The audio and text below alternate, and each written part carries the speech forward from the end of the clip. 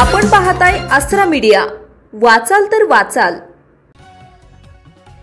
मुंबईत मराठा आंदोलनकर्त्यांना हैदराबाद आणि लातूरसाठी गरजेच्या निकषावर शासनाने ओबीसी आरक्षणातून वाटा देण्यास मान्यता दिल्यानंतर ओबीसी समाजात तीव्र नाराजी निर्माण झाली आहे। या निर्णयाच्या विरोधात राज्यभरात ओबीसी संघटना आक्रमक पवित्रा घेत आंदोलन करते आहे।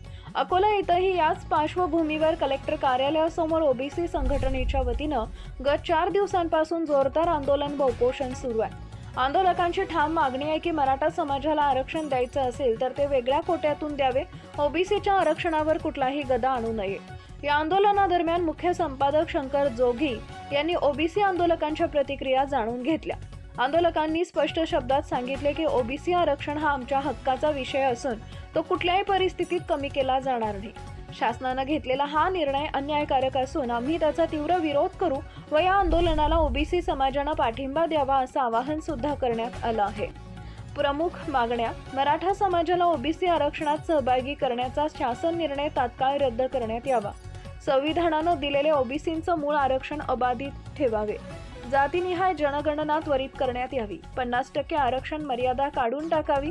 सर्व आर्थिक विकास महामंडळांना निधी द्यावा। प्रत्येक जिल्हा व तालुका स्तरावर ओबीसी विद्यार्थ्यांसाठी अभ्यासिकेचे निर्माण करण्यात यावे। उपोषणकर्त्यांचे नाव: जनार्दन हिराळकार उमरा, पुष्पाताई मधुकरराव गुलवाडे, शंकर बापूराव पारेकर, राजेश माणिकराव ढोमने, भाऊसाहेब विठ्ठलराव मेडशीकर। मराठा समाजाचे आंदोलन करणारे जरांगे पाटील यांच्या मुंबई येथील आंदोलनाच्या नंतर मराठ्यांना आरक्षण देण्याची घोषणा शासनाने केल्यानंतर हे आरक्षण ओबीसीतून देण्याची मागणी सुद्धा होत आहे आणि या विरोधात तमाम राज्यातील मराठा समाजाविरोधात आता ओबीसी समाज एकत्र आलेला आहे आणि दोन्ही समाजाप्रती एकमेकांच्या तीव्र भावना झालेल्या आहेत। हे भावना असताना याच पार्श्वभूमीवर मराठ्यांना आरक्षण द्या, परंतु आमच्या ओबीसीच्या आरक्षणाला धक्का पण लागला नाही पाहिजे असा विरोध अकोल्यातून होत आहे। या प्रसंगी अकोल्यातून विविध संघटनेच्या ओबीसी समाजांनी मोठ्या प्रमाणात उपोषण सुरू केलेले आहे। या प्रसंगी आपण त्यांच्या प्रतिक्रिया घेऊया।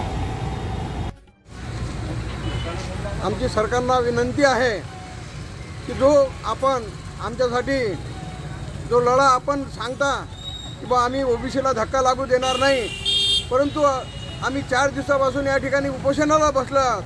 आमचे ओबीसीचे आजपर्यंत 4 जणांचा मृत्यू झालेला यामुळे तरी आमची सरकारला विनंती आहे की लवकरात लवकर आमचा जो आहे आमचा चेहरा आमच्या नावे करून ओबीसींना तुम्ही न्याय द्याल, हीच आमची सरकारच्या समोर विनंती आहे।